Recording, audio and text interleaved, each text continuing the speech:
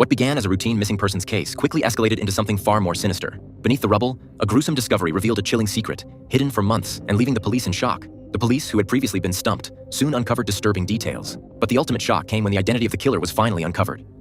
In 1989, Shannon Madill was born in Alberta, Canada, the youngest of 4 siblings in the lively and close-knit Madill family. From a young age, Shannon displayed a bright personality, always seeking attention and enjoying the spotlight wherever she went. Her creativity blossomed early on as she developed a love for performing, especially through karaoke sessions, where she would sing into a microphone, captivating anyone who listened. Her enthusiasm for entertainment extended beyond singing, as she started staging her own little plays in preschool, captivating her family and friends with her imaginative performances. By the time she entered school, Shannon's talent for acting became evident. She shined in class, not just academically, but socially as well, where she naturally took on the role of the ringleader. Her vibrant personality and willingness to take charge made her popular among her peers, and she developed a reputation for being energetic and creative. Shannon's musical talent was equally impressive. By the time she approached graduation, she had mastered 15 different musical instruments, ranging from the trombone to the French horn, showcasing a rare combination of versatility and dedication. This kind of ambition extended to every area of her life. Shannon was known for being driven and goal-oriented, yet she maintained a charming, pleasant demeanor that made her well-liked by almost everyone she encountered. While she did have a tendency to be hot-tempered at times, her mood would quickly pass, leaving behind only her infectious energy and enthusiasm. After graduating high school, Shannon decided to pursue her passion for acting by attending university. Shannon spent her days attending audition after audition, and while she faced her fair share of rejection, this was far from a reflection of her abilities. In fact, like many talented performers, she understood that the road to success in acting could be long and grueling. Nevertheless, Shannon was undeterred, knowing that persistence was key in the face of obstacles. Over the years, she honed her craft, refining her skills and never losing sight of her goal. Her relentless pursuit of acting eventually began to bear fruit. Although traditional acting roles eluded her, Shannon found success and recognition in the stand-up comedy scene. Her sharp wit and natural ability to engage audiences brought her rising popularity, allowing her to connect with people in a different way. Her comedic performances became a new avenue through which she expressed her creative spirit, giving her a renewed sense of purpose. In 2010, Shannon turned 21, a significant milestone in her life. It was around this time that her life took another unexpected turn when she met Joshua Burgess during a night out with friends. Despite being different in many ways, Shannon and Joshua quickly formed a deep connection. Their differences, instead of creating distance, seemed to complement each other, drawing them closer. They enjoyed each other's company, bonding over shared interests such as watching TV shows and playing video games. Their relationship blossomed as they discovered new things together, building a strong foundation of love and mutual respect. After 4 years of dating, in May 2014, Shannon and Joshua surprised their friends and family by deciding to get married. True to her energetic and determined nature, Shannon dove headfirst into wedding preparations, and Joshua was right by her side, helping every step of the way. Those who knew Shannon could see how happy and radiant she was on that day, excited for the future she would build with Joshua. Following the wedding, Shannon continued to pursue her acting dreams with the same passion and dedication she had always shown. Living in Calgary with Joshua, she often traveled to Edmonton for auditions, sometimes spending hours on the road for a chance at the next big role. Despite the difficulty of balancing her personal life and career, Shannon remained optimistic, appearing in TV shows, voicing audiobooks, and performing in plays whenever possible. She deeply believed that the long-awaited breakthrough would eventually happen, and her determination to succeed grew every day. Then came November 26, 2014, a day that should have marked an exciting turning point in Shannon's career. She had just been invited to perform on stage at a Calgary theater after a successful audition. The opportunity represented a huge step forward for Shannon, who was eager to share her talents on a larger platform. She had plans to meet her older brother Brett at the theater that day, but despite the importance of the event, Shannon never arrived. At first, her absence was seen as a minor inconvenience. Maybe she was running late, or perhaps something had come up at the last minute. Brett's brother Shannon waited in the theater, but as time went on, his anxiety grew. Shannon, though occasionally spontaneous and free-spirited, would never forget such an important engagement. When Shannon still didn't show, Brett tried calling her, but there was no answer. Messages went unread, and phone calls were not returned. With mounting anxiety, Brett eventually left the theater and headed home, but his worries lingered. The following day, when Shannon still hadn't made contact, Brett's concern deepened. He reached out to their parents, hoping they had heard from her, but they were equally confused. Shannon's mother suggested that maybe her daughter's schedule had changed, especially if she was involved in a late-night shoot or had gotten caught up in work. As Shannon's family and friends started to piece together her last known whereabouts, they couldn't shake the feeling that something was terribly wrong. Shannon had always been ambitious, driven, and deeply committed to her career, but she had never been the type to simply disappear without telling anyone. Shannon had always been highly responsive, someone who would never ignore important calls, especially from her family. The idea that she might simply have chosen not to pick up the phone felt far-fetched. At first, no one wanted to think the worst. Maybe she had gone out with friends or had been caught up with a last-minute acting gig. Speculations floated among her loved ones, each trying to find a logical reason for her sudden and uncharacteristic silence. But as the hours passed into the next day, the reality began to settle in. Shannon still hadn't made contact. The cheerful, outgoing girl who was so close to her family had gone radio silent, and it made no sense. No texts, no calls, no updates on her social media accounts, where she was usually active. Shannon's absence became more alarming with each passing hour, and panic set in among her family and friends. They tried everything, calling her phone repeatedly, leaving messages in every messenger app she used, and even emailing her. But there was no response. Could she have been in an accident? Was she hurt somewhere? The unanswered questions hung heavy in the air, and they all dreaded the possibility that something far worse could have happened. Desperate for answers, Shannon's family contacted the police, but their initial pleas for help were met with indifference. Law enforcement officials were dismissive, suggesting that Shannon was an adult and had every right to disappear for a while if she chose to. The suggestion that she could simply be taking a break or intentionally avoiding contact was a painful blow to the family. Who knew this wasn't the case? Shannon would never willingly vanish without telling someone where she was going, especially not during such an important time in her career. Her family insisted that something was terribly wrong, and after much persistence, the police finally agreed to launch a search. The investigation began with standard protocol. Hospitals were contacted to see if anyone matching Shannon's description had been admitted, but no reports of accidents or injuries turned up. The first few days were agonizing. Her family and friends were stuck in limbo, waiting for any news that could shed light on her whereabouts. Yet there were no updates. Shannon's credit cards remained unused. Her car wasn't found at any repair shops, and no one had seen her in the usual places she frequented. It was as if she had vanished into thin air. Her social media accounts, normally buzzing with posts about her acting gigs, upcoming auditions, and life updates, remained eerily silent, further fueling fears that something terrible had happened. A breakthrough of sorts came when Joshua, Shannon's husband, reported an odd discovery to the detectives. While searching their home, he found Shannon's cell phone in the pocket of one of her pants. This only deepened the mystery. Why would Shannon leave behind her phone, the very device that connected her to the world, including potential job offers, auditions, and most importantly, her family? Joshua also located her car, but none of these findings offered any immediate answers. Both items were handed over to the police, but investigators found nothing suspicious on the phone or in her vehicle to push the investigation forward. For nearly 2 weeks, there was no significant development in the case. Tension was mounting, and hope was slowly eroding when a chilling discovery gave everyone a jolt. 2 strange photographs surfaced, attached to trees in a local Calgary park. The images depicted a young woman with her face obscured by her long, flowing hair, but her striking red locks bore a resemblance to Shannon's distinctive red hair. The photos had an ominous quality, sparking fears that they might be a cryptic message from a kidnapper or worse. The resemblance was enough to raise alarms, and the police took the photos seriously, unsure if they were dealing with a maniac or if the images were part of some twisted game. In response to this unsettling clue, the police, along with Shannon's family and volunteers, organized an extensive search of Big Creek Park, one of the largest parks in Canada. Search parties combed the area for 2 days, utilizing search dogs, drones, and even a rescue helicopter to scour the vast terrain from above. Yet despite their efforts, nothing of significance was found. The park yielded no evidence, no clues, and no sign of Shannon. After extensive investigation, the photos were traced back to a group of local art students.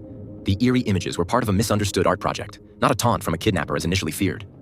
When the students realized the commotion their project had caused, they promptly came forward to clear up the misunderstanding.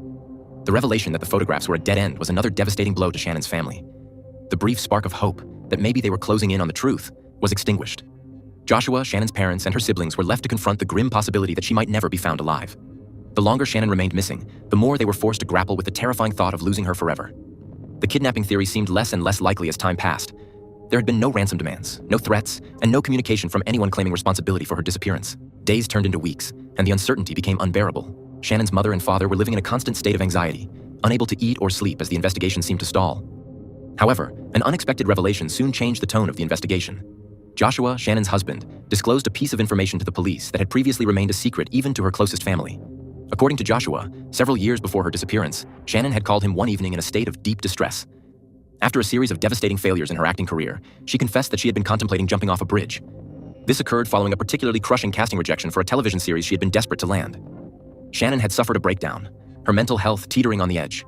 Fortunately, Joshua had been able to talk her through it, and though the moment passed, the incident left a lasting shadow on her emotional state. She recovered, but Joshua's confession cast a new light on the current investigation. Could Shannon have reached a similar breaking point this time? This revelation prompted investigators to re-examine the possibility that Shannon might have carried out her earlier plan. There were several large bridges in the vicinity of Calgary, and the thought that Shannon could have decided to end her life in such a tragic way began to seem more plausible. The police, now working with this theory, initiated searches of the nearby rivers and bodies of water. Divers scoured the areas beneath the major bridges, while search teams patrolled the riverbanks, combing miles of terrain for any sign of Shannon. Despite these exhaustive efforts, nothing surfaced. No evidence, no belongings, no body. Shannon seemed to have vanished without a trace. Once again, the investigation hit a wall, leaving her family and investigators equally frustrated and heartbroken.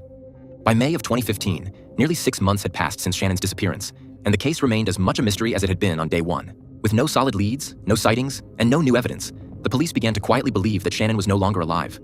However, they were hesitant to share this conclusion with her family. The pain of uncertainty was already unbearable, and to confirm their worst fears without definitive proof would only further traumatize those who loved her. Nevertheless, the investigation needed to move forward, and providing answers to Shannon's family remained the top priority. It was at this point that Detective Christine White was assigned to the case. Christine was known for her meticulous approach and her keen ability to uncover hidden truths.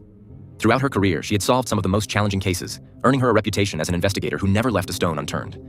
Her first instinct was to re-examine Shannon's immediate circle, starting with the person closest to her, Joshua. From the beginning, Joshua had appeared cooperative. He had allowed police to search the couple's home twice, answered every question willingly, and was present when Shannon's family filed the initial missing person report. He maintained close contact with Shannon's family, offering them comfort and reassurance during the agonizing months following her disappearance. Joshua's demeanor was pleasant and upbeat, leading most people, including Shannon's family, to believe that he could never harm his wife. They insisted that Joshua had been nothing but supportive and loving throughout their relationship. However, during interviews with Shannon's family, Detective Christine learned a curious detail that had not previously come to light. The couple, it turned out, had been in an open marriage for the entire duration of their 7-month union. This revelation was a surprise, as it had not been mentioned in the initial stages of the investigation. Joshua admitted that it was he who had suggested the arrangement, and although Shannon agreed to it, she was not particularly enthusiastic about the idea. According to Shannon's family, the open marriage was not a reflection of a lack of love between the two.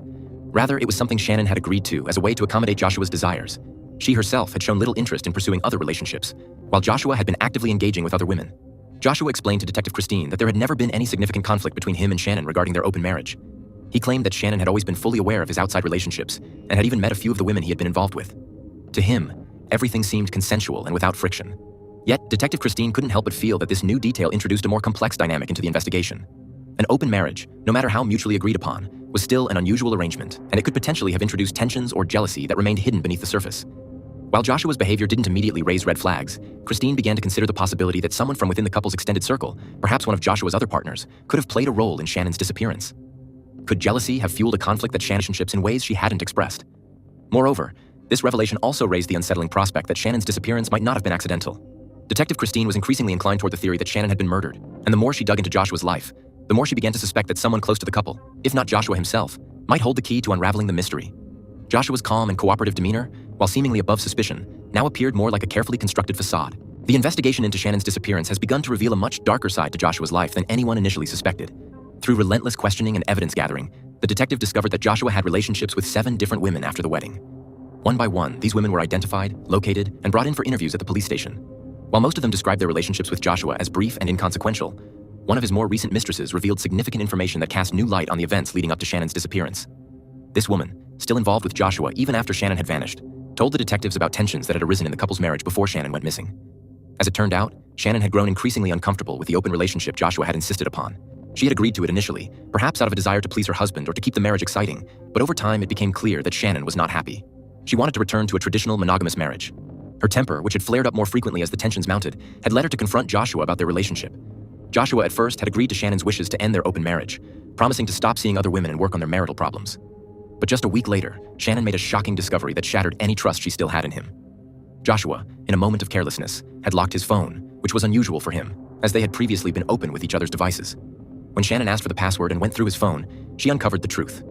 Joshua had not ended his extramarital affairs as promised.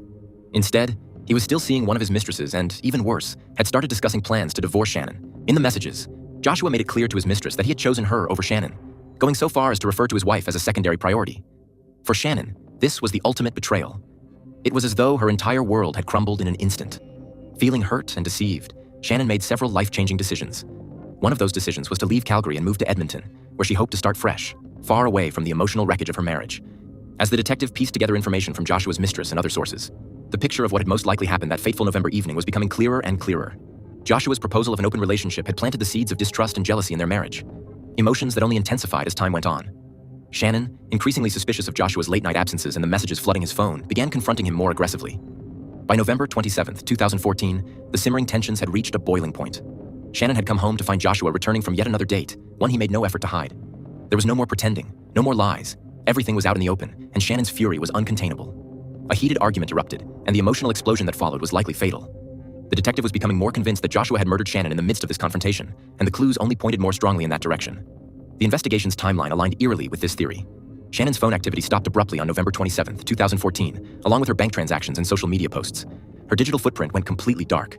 However, a signal from her phone was picked up the next day, briefly detected in an alleyway within the city, a location far from where Joshua claimed she would be. Strangely, just a few days after her disappearance, Joshua claimed he had found Shannon's phone at home, in her clothing. Even more suspicious, he later claimed to have discovered her car nearby but could never provide a clear or consistent explanation as to how he had come across it. These discrepancies in Joshua's story raised red flags for the detective. It seemed like he was carefully orchestrating a false narrative, perhaps trying to cover his tracks. By early June of 2015, Nearly 7 months after Shannon's disappearance, Detective Christine White decided it was time to escalate the investigation. She now had enough circumstantial evidence to suspect Joshua of being involved in Shannon's likely murder, though the case still lacked definitive proof. With growing suspicions, the detective filed a request to seize Joshua's phone and confiscate his car for forensic examination. Though the evidence wasn't airtight, she hoped the judge would see enough reason to grant the necessary search warrants. On June 2, 2015, Detective Christine, along with a team of officers, arrived at Joshua's home armed with the search warrants. They knocked on the door and waited. Joshua didn't answer immediately, raising Christine's suspicions even further. After a long, uneasy pause, Joshua finally called out from inside the house, saying he would be out shortly. The delay struck Christine as odd. She had the distinct sense that Joshua was stalling for time, likely trying to conceal something before letting the officers in. Joshua stood behind the door, his voice shaking as he told the officers he needed more time. Detective Christine White's patience was running thin. She knew that stalling often meant one thing: guilt. The more Joshua delayed, the more certain she became that something inside that house was crucial to the investigation. Whether it was evidence, a prepared alibi, or some sort of desperate last-minute escape plan, Christine was determined to see the case through. The officers outside were prepared for any potential threat.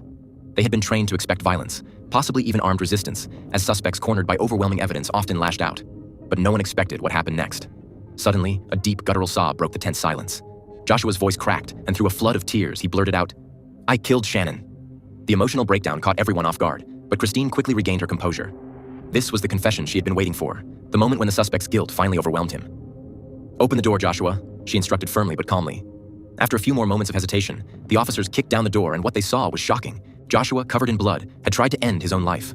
On the floor beside him lay an army knife, the blade glistening with fresh crimson. The deep gash across his neck was gruesome, but as the officers rushed in to secure the scene, it became clear that Joshua's attempt had been unsuccessful. He hadn't hit any major arteries, though the amount of blood loss was alarming. Paramedics were quickly summoned, and Joshua was rushed to the hospital.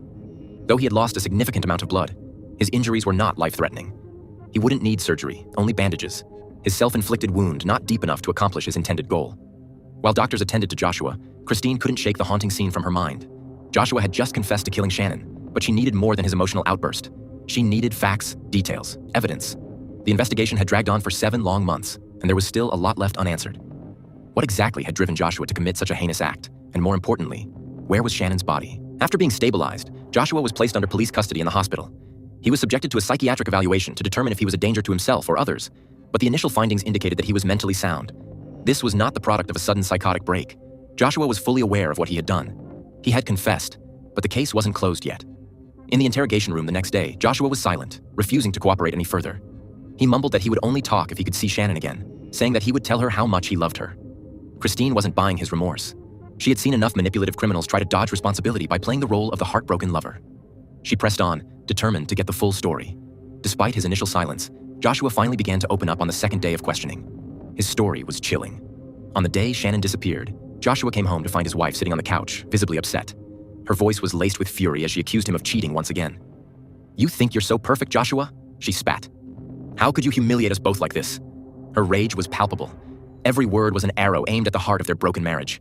Shannon was no longer holding back. Years of betrayal, frustration, and emotional exhaustion poured out of her like a tidal wave. Joshua tried to calm her down, but his attempts only made things worse. When he suggested that they could reconcile physically, Shannon snapped. She bit him in a fit of rage and screamed that she was repulsed by his touch, that he had destroyed everything they had once shared. Shannon's final blow, telling him that she regretted ever marrying him, pushed him over the edge. As her insults intensified, Joshua's patience, already worn thin by months of tension, finally snapped. In a blind rage, Joshua lunged at her, his hands wrapping around her throat. He squeezed tightly, her screams fading into choked gasps for air. When his hands grew too tired to continue, Joshua reached for a belt to finish the horrifying act. As he realized what he had done, panic set in. He tried to revive her, desperately hoping that he hadn't gone too far. But it was too late. Shannon was gone, her lifeless body slumped on the floor. There was no calling for help. No paramedics could undo what he had done. Joshua, now fully engulfed in his panic, devised a plan. The cold November ground was too hard to dig a grave, so he placed Shannon's body in a large plastic container, sealing her inside as if she were a possession to be hidden. He kept the makeshift coffin in the backyard, concealed under tarps and debris, waiting for the ground to thaw in the spring.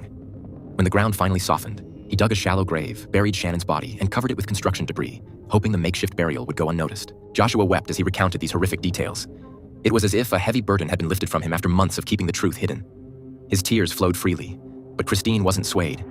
His tears didn't bring Shannon back, nor did they excuse the months of lies and cover-ups. After his confession, Christine led a search team to Joshua's backyard, and with the help of sniffer dogs, they pinpointed the burial site. It didn't take long for the police to uncover the remains. Shannon's body, though partially preserved by the cold weather, had decomposed significantly. The medical examiner confirmed what Joshua had admitted. Shannon had been strangled to death. All this time, Shannon's body had been concealed in Joshua's house, right under the noses of investigators who had searched the property twice, but failed to inspect the storage containers on the back porch. These containers, hidden under piles of trash, had gone unnoticed. Joshua had carefully selected this hiding place, knowing it would likely escape the attention of authorities. Just 2 weeks before his arrest, he had finally buried Shannon's body in the backyard, in a grim attempt to keep her close, as he later confessed. In his twisted mind, he couldn't bear the thought of her being gone forever, even after death. Joshua Burgess was charged with second-degree murder. The news hit Shannon's family like a freight train. They had been living through a nightmare for months, clinging to hope that somehow Shannon might still be alive. Now, the brutal truth emerged. Not only had Shannon been murdered, but the person responsible had been in their midst all along, pretending to search for her, comforting them in their grief, and maintaining his facade of innocence. He had continued to act as though his wife was simply missing, playing the role of the concerned husband while her body was decaying just a few meters away from where he slept. 2 years after Shannon's death, the trial finally took place, drawing significant public attention. The courtroom was packed with journalists, eager to report every sordid detail of the case. During the trial, Joshua's interactions with prosecutors revealed many disturbing details about the murder and the tumultuous relationship that led up to it. Despite his initial claims of remorse, his behavior during the proceedings raised questions about whether he fully grasped the gravity of his actions or was simply trying to manipulate the situation. At the time of her disappearance, Shannon was deeply distressed and in the process of planning a move. Although she still lived with Joshua, their lives had become so fractured that they barely saw each other. They operated on completely different schedules. Shannon, still trying to revive her stand-up comedy career, worked mostly at night, while Joshua had a more conventional day job. This mismatch only added to the mounting tension between them. Their relationship had deteriorated to the point where arguments had become their primary mode of communication. Shannon was emotionally drained from the constant fighting and had begun confronting Joshua about his infidelity. What if I told you there is no such thing as no internet? This brand new portable Wi-Fi router provides more features. In retrospect, Shannon had likely hoped that Joshua would come to his senses, that he would realize the damage their open relationship had caused and fight for their marriage. But instead of reconciliation, her accusations triggered more arguments, which slowly escalated into violent outbursts. Joshua, outwardly calm, was quietly seething with anger and frustration. His emotional restraint was merely a facade for the growing resentment and despair festering inside him. One evening, after another intense argument, Joshua snapped. Overcome by a lethal mix of rage and desperation, he strangled Shannon in a moment of blind fury. The prosecution painted a picture of a man who, despite his emotional claims, had methodically concealed his crime, hiding Shannon's body, lying to her family, and playing the role of a devastated husband in public. The prosecution argued that the murder had been premeditated, pointing out that Joshua had continued his charade for months, even joining the search for Shannon while her body decomposed nearby. Joshua's defense, on the other hand, sought to portray him as a man overwhelmed by love and remorse, someone who had lost control in a moment of passion. The defense also pointed to Joshua's suicide attempt as evidence of his regret. However, for Shannon's family, this argument felt hollow, especially in light of the fact that Joshua had hidden the body and continued his daily life, suggesting a cold and calculated effort to avoid responsibility for his actions. Because of his confession, there was no need to show the videotape of his testimony. Joshua was eventually sentenced to life in prison, but the judge left open the possibility of parole after 10 years. This sentence caused a storm of outrage from the victim's family.